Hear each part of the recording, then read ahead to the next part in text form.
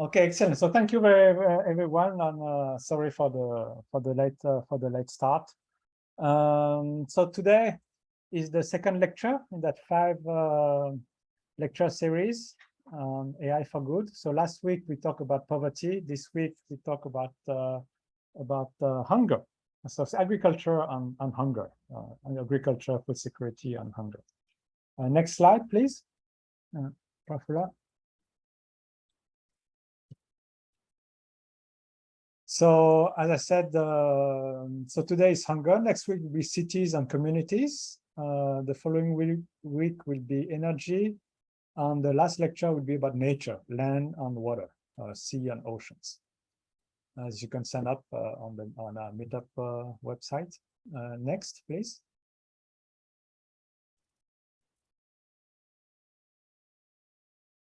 Yeah, so these lectures come from a book to be published.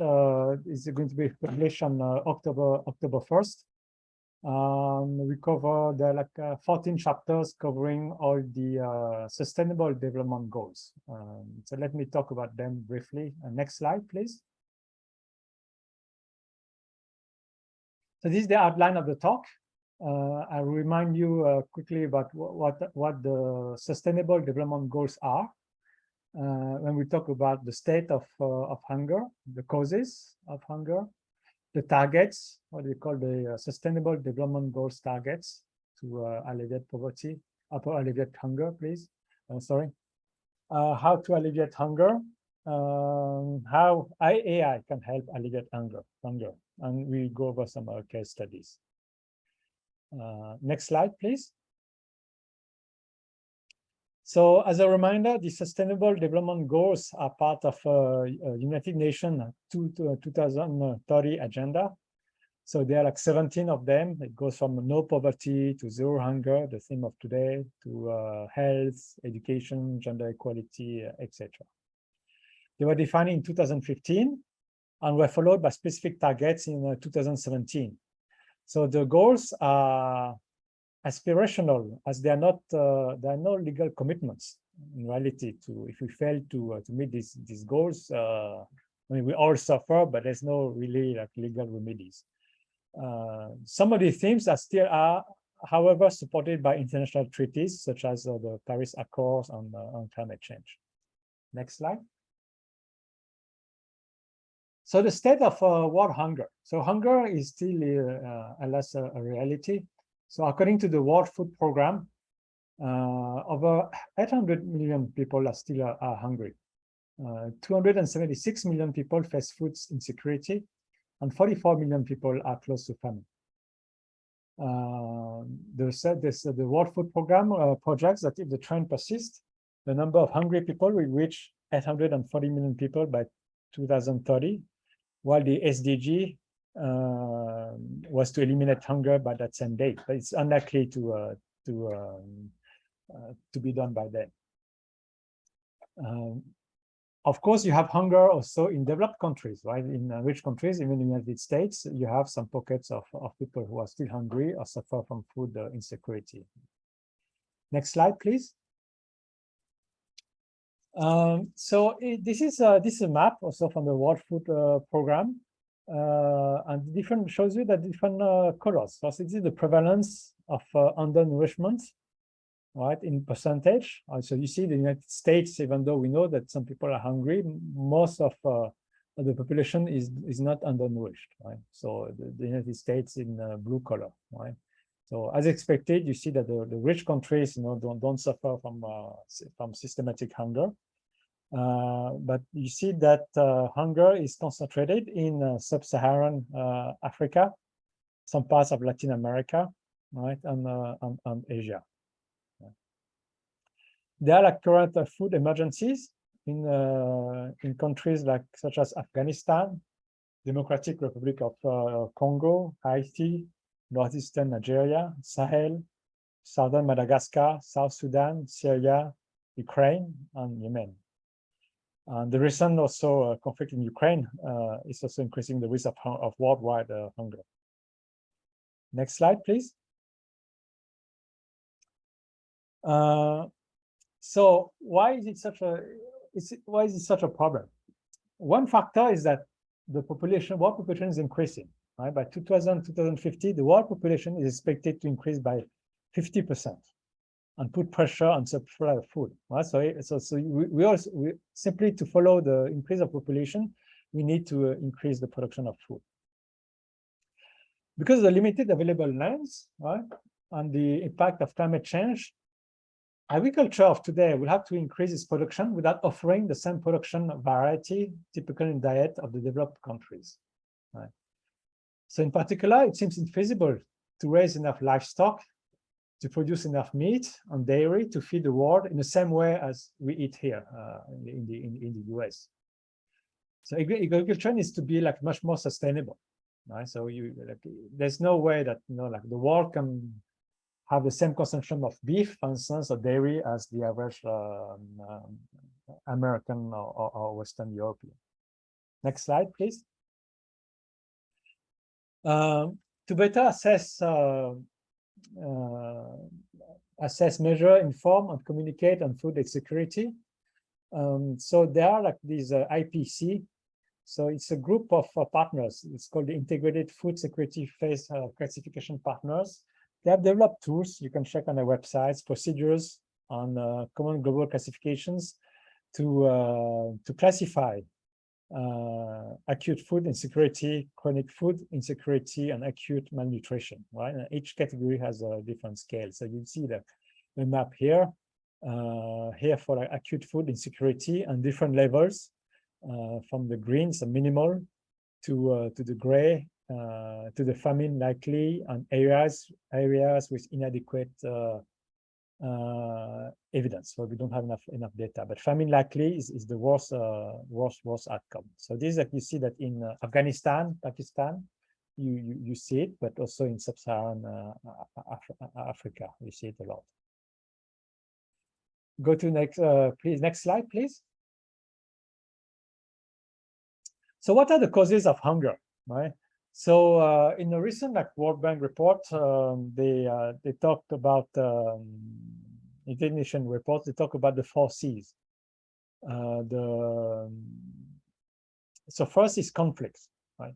Most of hunger today is, alas, man-made. Right.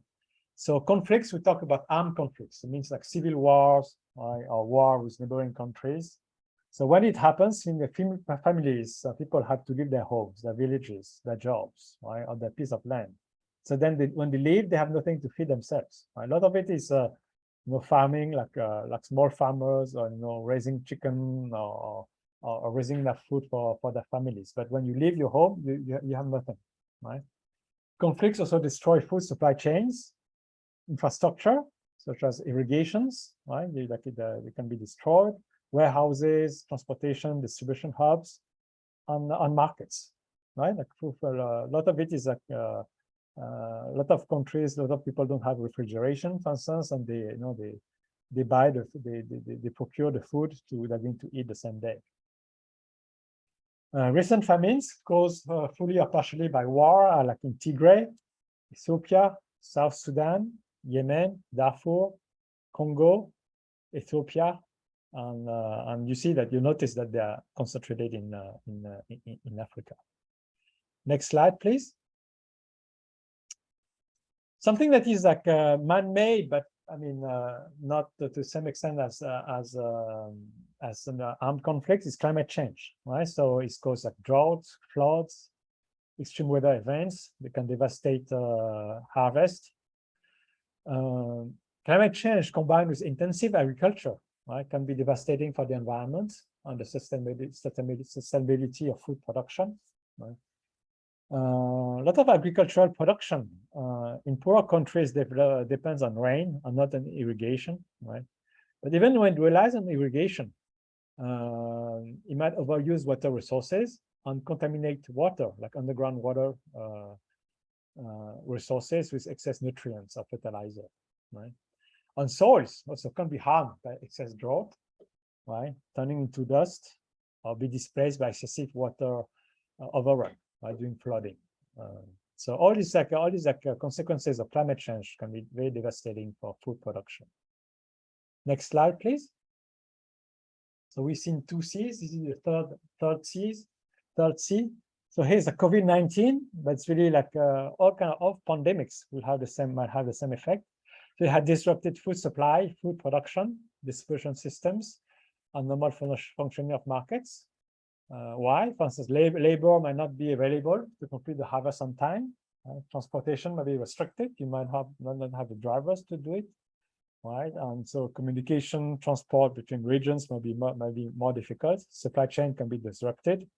And companies, some intermediaries might be also financially distressed. Next slide.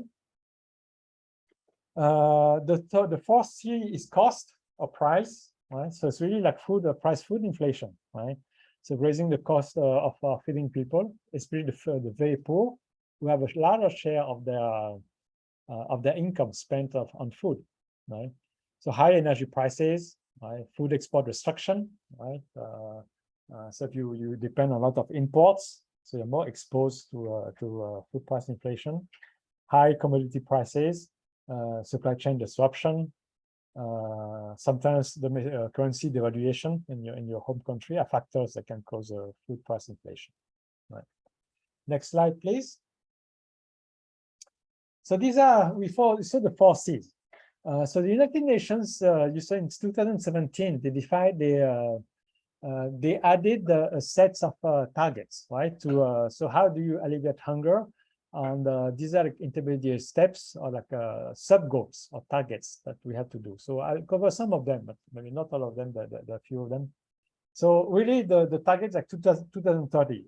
Probably today, people, it's likely to be met. Maybe they have to be pushed to 2050. So the goal is quite ambitious, right? Target 2.1 by 2030, and hunger and unsure access by all people, in particular the poor and people in vulnerable situations, including infants, to safe, nutritious, and sufficient food all year round. Right. Target 2.2, by the same date, and all forms of malnutrition, including achieving by 2025 the international agreed targets of stunting and wasting in children under 5 years of age. By stunting and wasting is like when children are too small, are too short, people are too short, or are too thin, right?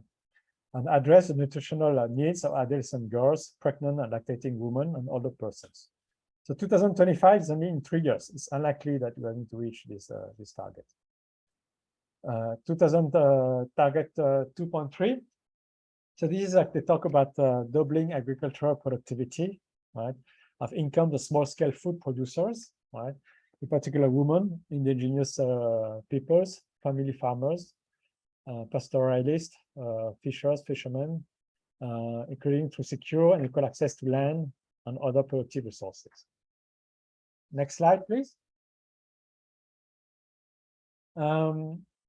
We have also the issue of sustainability in food production, right?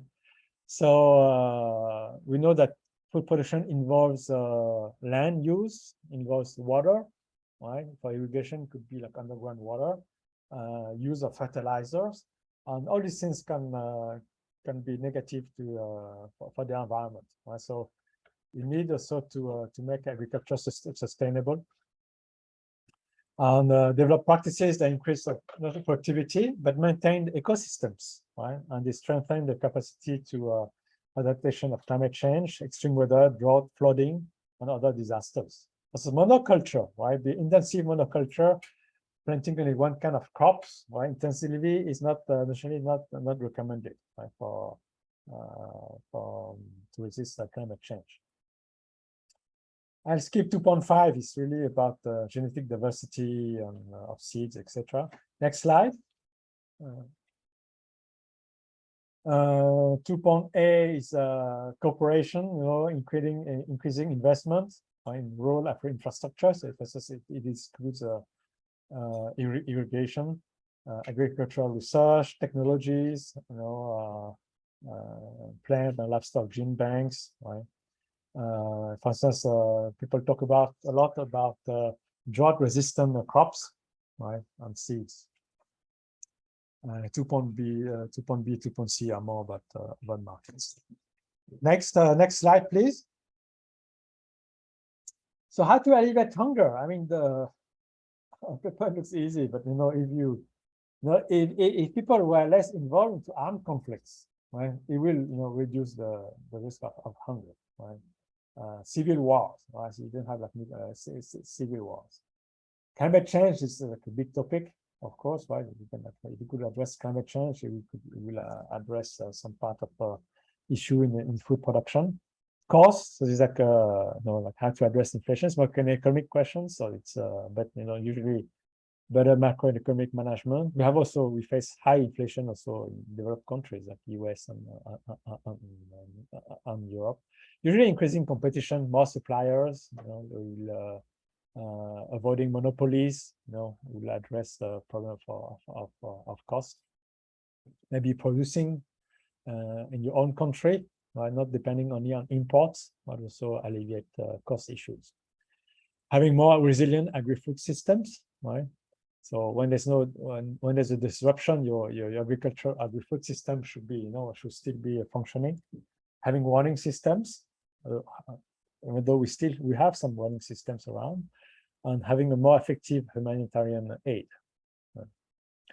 Next slide, please. So how AI, right? So how AI can alleviate hunger. So when we talk about poverty, and we talk about this Peacock framework, right?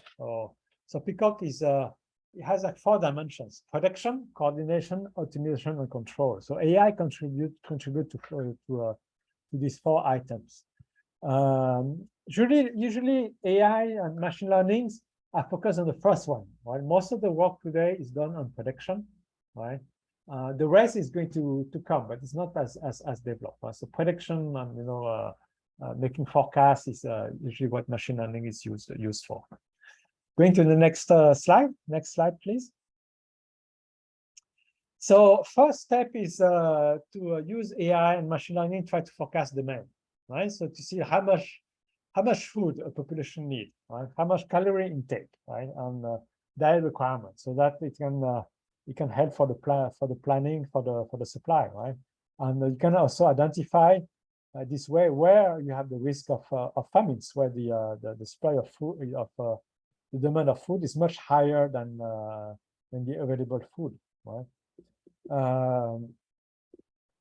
Especially a fine-grained accurate forecast. Many of these forecasts sometimes are done at the national level, very like broad region, but it's more useful to have like more accurate, more like fine-grained forecasts.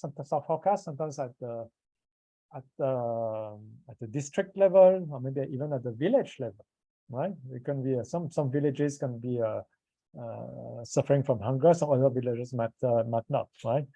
Maybe sometimes even at the household or the family level, some families might need help, some families might not, right?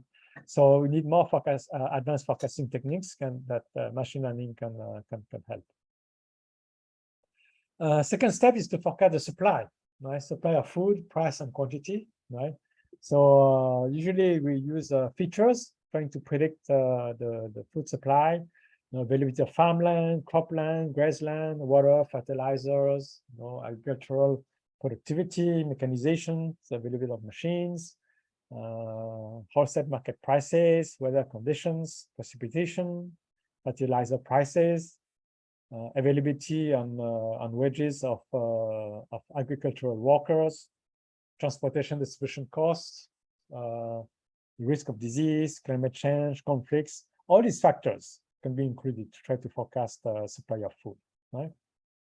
Next slide, please.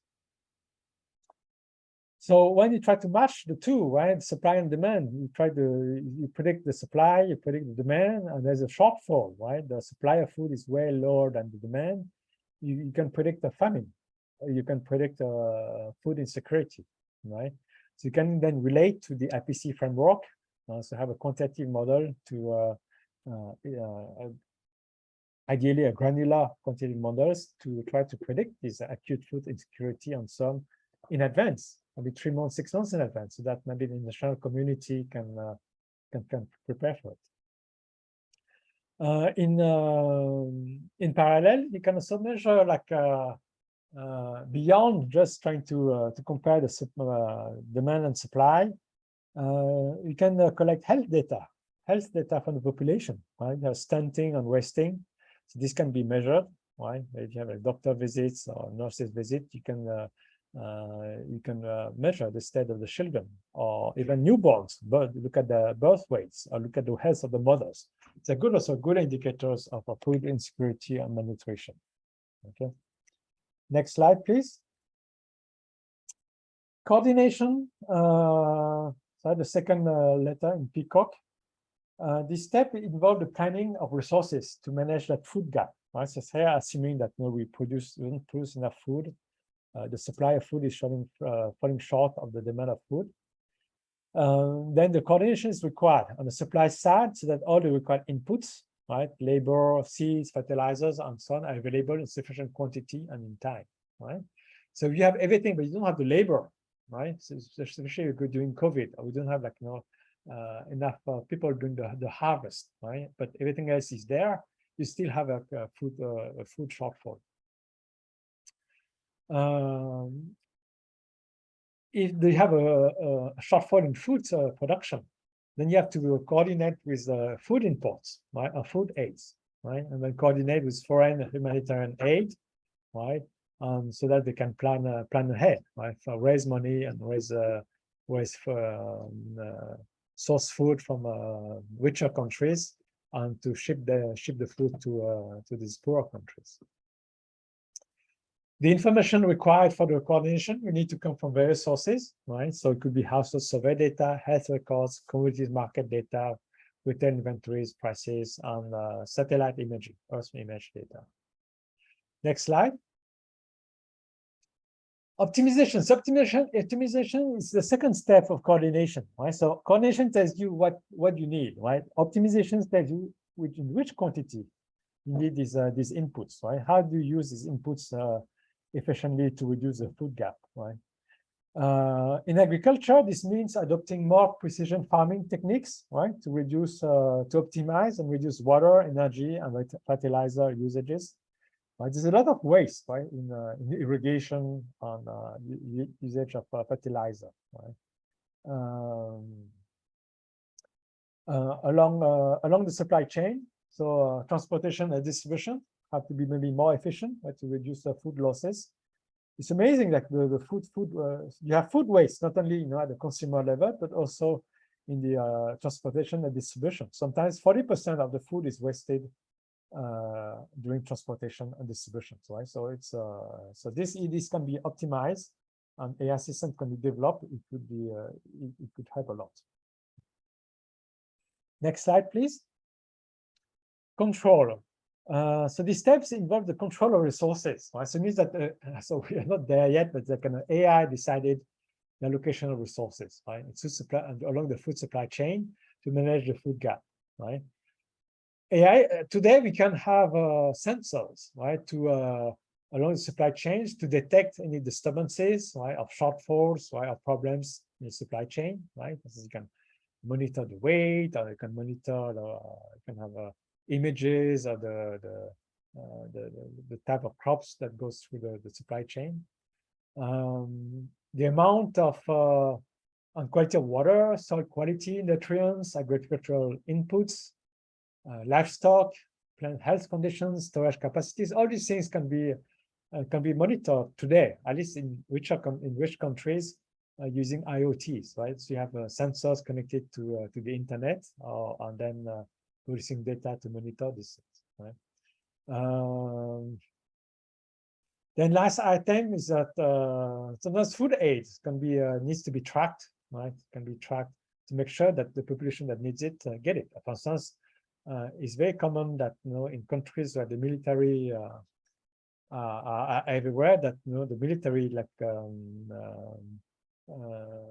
takes the food for their own needs, right? Instead of giving it to the poor population. Next slide, please.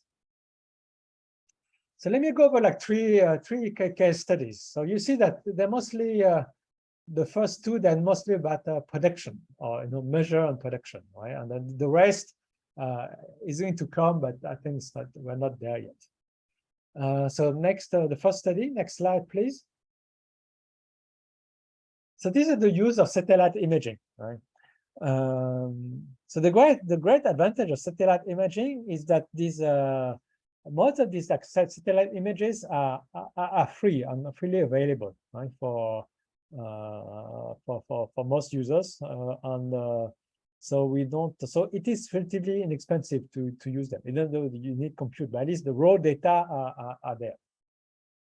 So this is so as an example to illustrate the use of satellite imaging.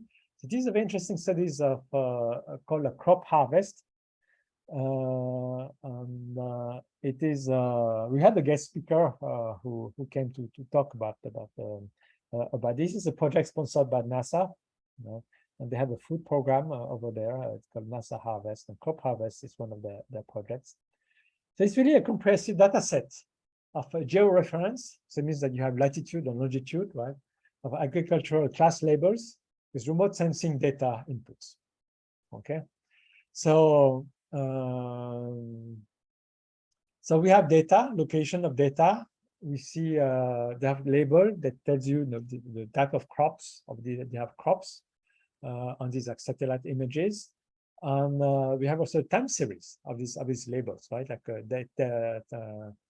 timestamp on the label, right?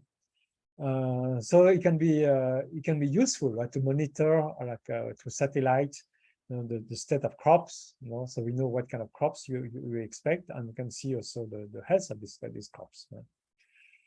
So it can be used for environmental, like and agricultural applications. So land use, you can see in the is the use the land used more for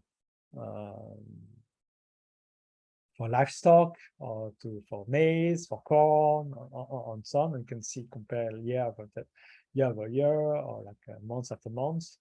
You can see the crop classification and the monitoring, right?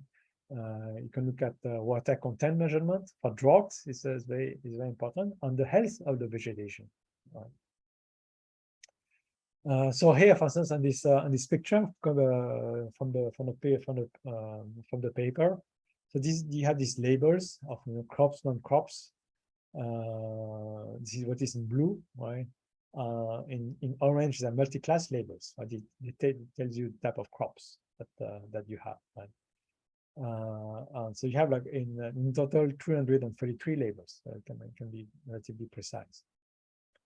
Next slide, please. So they use 4 types of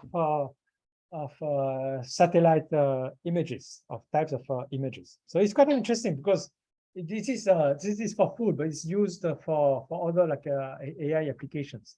The first one, if you're not familiar, that what we call like a multispectral image data, right? So here they are collected from the European Space Agency. NASA has equivalent satellites, right? So they have a Landsat and so on. But here they just happen to have used the ESA satellites. They're called Copernicus Sentinel-2. So there are 2 satellites, it's like A and B, right? And the satellites are equipped with a passive sensor, right? So they are just sensors, and they cover the visible light. So it means that it's like a camera, right? You have a camera, and you have a sensor on your camera, and you see the light going through your lens. You can capture images this way, right? But they work on the visible for visible light. So it means they get the colors, right? The RGB colors, the red color, green color, and so on. But they have also sensors to capture infrared, right?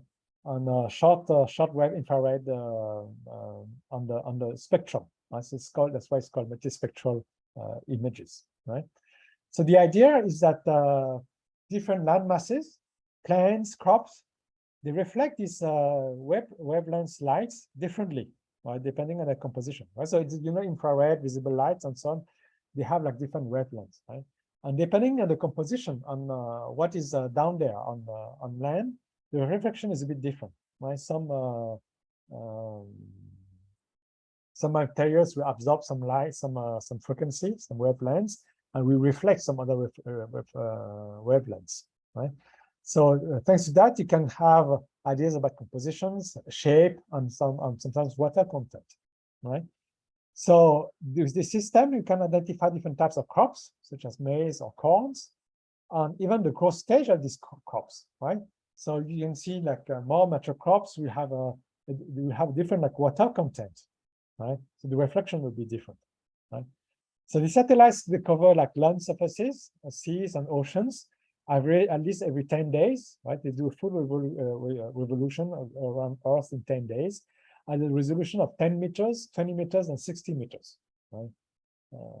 So like 30 feet, 60 feet, and 180 feet. Next slide, please. Second type of sensors are like radar sensors. So radar sensors are active. So before we said like passive. So passive means they just receive the light. Active means that the radars they work like bats, right? So they emit like radio signals, right? And these radio signals get reflected back, and the sensors capture these reflected radio signals. So that's why it's called active. So bats do the same, right? They are almost blind, but they use the radar to navigate. So the synthetic aperture radar it's another form of radar, but they are like that moving radar. So they can scan, right? They can scan a large area on land. Right? They have a large aperture, so like opening of almost like an opening of a lens of a camera. So they are collected from common Sentinel-1 satellites, right? The A and B here too. There's a pair of satellites, right? They're also like going around the world, the planet, and they are used for sea and land ice monitoring, right? They're pretty good at to look at ice monitoring, land change use and agriculture. They can monitor to monitor deforestation, land deformation, for instance, especially after earthquakes. They can be used for emergency responses. Right? Other satellites are more like more traditional. They capture meteorological data and topographical data, like altitude, like so on. They complement the previous remote sensing data. Because the weather, and elevation can affect the crop types and crop growth. Right? Next slide, please. So here, what they use, we talk about. So this is the technique is called supervised learning, right? So in something like the most commonly used machine learning techniques means that you have labels, right? So the type of crops will be the variable y, right? And X will be the inputs, right? So it'd be like the pixel on the picture, right? It'd be the longitude, latitude, and the reflections, right? If you use SAS systems, what is reflected, the colors, and so on, right? So then the model is trained on like label data, right? So the F. So you see, the F function is really like it would be like nature, right? It's like what nature is. What is the ground truth? And G is like what we estimate with estimated parameters. So we try to approximate nature with a model, with the supervised model, right? So what you do? Use the label data to try to train your model, and then you can use this to predict.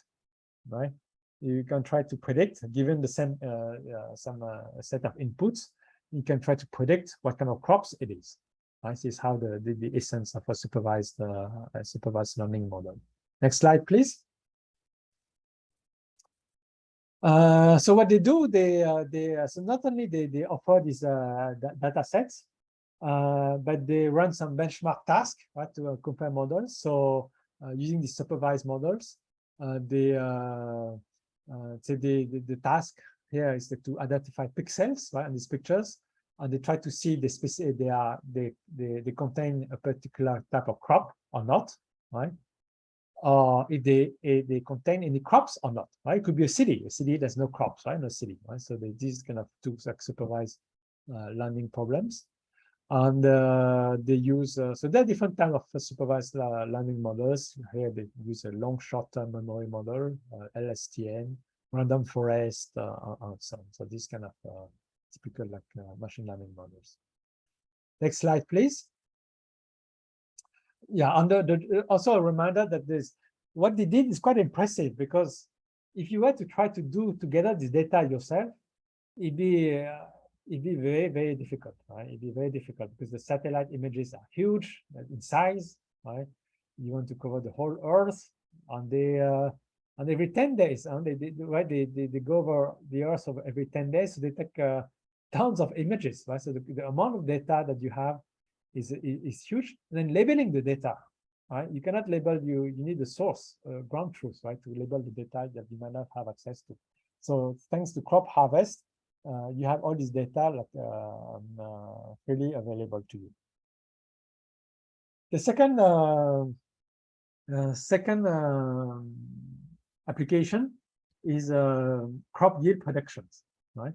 So it's an important task for AI and machine learning. So here I give you, there are many papers like that, but here is the interesting paper that they try to predict crop yields in West Africa. So they look at the yields of rice, maize, cassava, seed cotton, yams, bananas in 9 countries in West Africa: Burkina Faso, Gambia, Ghana, Guinea, Mali, Mauritania, Niger, Senegal, and Togo. So they use data from the FAO, the Food and Agricultural Organizations, and the World Bank, right, for over like a span of 10 years. And the features, so here it's also a supervised learning model. Right? They try to predict the yield using past yield and features. So temperature, precipitation, use of pesticide, emission of nitrogen dioxide, past yield, year, and country and area. These are the features to use to in the supervised learning model. These are the inputs. These are the x's. Right? The x try to predict the y, and the y is the yield. Right? Next slide, please. So here they use like three models: a multivariate logistic regression, decision tree, and the k nearest neighbor. Right? And they try to compare these models. So using R-squared statistics and the mean absolute errors. Right? So mean absolute errors means they just look at the error prediction between the predicted yield and the realized yield. Right? They detect the absolute value of the difference. Right? So the smaller that value, the better is the model. And R-squared is kind of, it measures a correlation between the predicted value, the predicted yield, and the realized yield. Right? So here you see like these, what they call CMLR, cross multivariate logistic regression models, and applied to the yields of different food. They find that the k nearest neighbor models perform the best, right? And after some hyperparameter tuning. Hyperparameter tuning means that hyperparameters are, for instance, the number of neighbors that we use, to run the models. That you consider the 5 closest neighbors or the 10 closest neighbors to try to predict the yield. So this would be a hyperparameter. Next slide, please. Yeah, here is just one slide on the k nearest neighbors, right? So it attributes the class. So here you see, like on the right there. So you want to predict the label of the point X, right? The black ones, right? You have 2 classes, A and B, and you look at the closest like 5 observations. So here it's simple, right? All the orange observations, and they're all class B. So therefore, the model will give a class B, right? So for instance, or class B could be like maize, right? And A would be a non-maize, right? Next slide, please. Okay, the last example will be on robotics. So we talk a lot about labor, right? Like lack of labor can be very disruptive for harvest, for agriculture during COVID, even in the United States, right? A lot of labor comes from like temporary labor workers coming from Mexico, right? And during COVID restriction, they couldn't, some of them couldn't come in, right? Maybe they are required to have a vaccine, and there's no vaccine in the home country, right? So a way to alleviate that is to increase automation. So here, what they do, so here it's not a complete automotive system, but here in this research paper, they develop a model for robotic navigation. So can you have a robot navigate in a vineyard on orchard, right? So can the robot find its way in the vineyard, right, on the orchard by itself without using a GPS, right? Because the GPS can be expensive, especially a very precise ones, right? The GPS that we have on our phones might not be sufficient to navigate accurately between, rows in the orchard, right? The precision might be required. Precision might be very high. Next slide, please. So what they do, it's done in simulation. They navigate. They try to simulate the navigation of a UGV. Right? So UGV is like unmanned ground vehicle. Let's talk as just call it a robot. Row crops, right, and vineyards. The navigation is done using what they call deep reinforcement learning. So a technique that guides the actions of an agent. So the agent, controls the robot, the unmanned ground vehicle, based on some of those states, right? On some of those states, with the objective of maximizing some cumulative sum of future rewards, right? So the state would include the depth of an image, right? Because there's a camera, right? The yaw, the linear and angular velocities of the vehicle, right? The position of the vehicle, and the reward would be a set of angular positioning. Right? Does it navigate straight? Distance to the target? Does it reach the end of the row? Right? And does it complete the task successfully? Right? They test the agent on different row shapes. So the shape can be, the row can be straight, this would be easier, but it can be curved or a mix of straight and curved. Right? The robot could be moving forward or backward. And they compare, so the mean absolute errors and root mean squared errors, right, from an ideal trajectory. If it's straight, it has to go straight. So if it doesn't go straight, they calculate the mean absolute errors between the trajectory of the robot and the ideal trajectory. And they look at the velocities and successful completion rates. Next slide, please. So here, reinforcement learning. So this is a picture of a generic model for reinforcement learning. Reinforcement learning is very powerful techniques. It has not been deployed in industry, even in agriculture that much, right? It's more at the research stage. And it starts to be, maybe deployed now. What is used between you might have heard of AlphaGo, AlphaZero, like computer system to play chess, or play Go, and so on. They use this kind of techniques to play Atari games or so on. In real life, it's not deployed so much, but in research, a lot of research done. So the framework, you have your agent, right? So it would be your robot. So the robot observes like a state of the world. Right? It's the environment. So you see like where the robot is, or how far is it from the target. The robot will be undertake an action, perform an action A, right? AT, right? That will impact the environment, right? And it will receive a reward RT+1, right? And that will generate also a new state, right? So the agent would be like a robot would be moving, like 1 foot forward, for instance, right? And then it would do it again, right? Then you look at the state, generate an action, impact the environment, right? Move the positions, and do it again. So, and it will do so that the reward it receives, this RT+1, the sum of all these rewards is maximized, right? So here, and it try different actions, and the actions that will maximize the future rewards are going to be preferred. In example of AlphaGo, for instance, the reward would be winning the game, right? So we play several times on learn, right, to have the best actions to win the game. Next slide, please. It goes to the end. So to conclude, hunger has many causes, right? So we talked about the 4 C's, right? Conflicts, climate change, COVID, and cost, inflation. AI can help alleviate hunger thanks to the Peacock framework: prediction, coordination, optimization, and control. We've seen some case studies, right? You see also the satellite imaging, crop yield prediction, and robotics, right? It's still the early,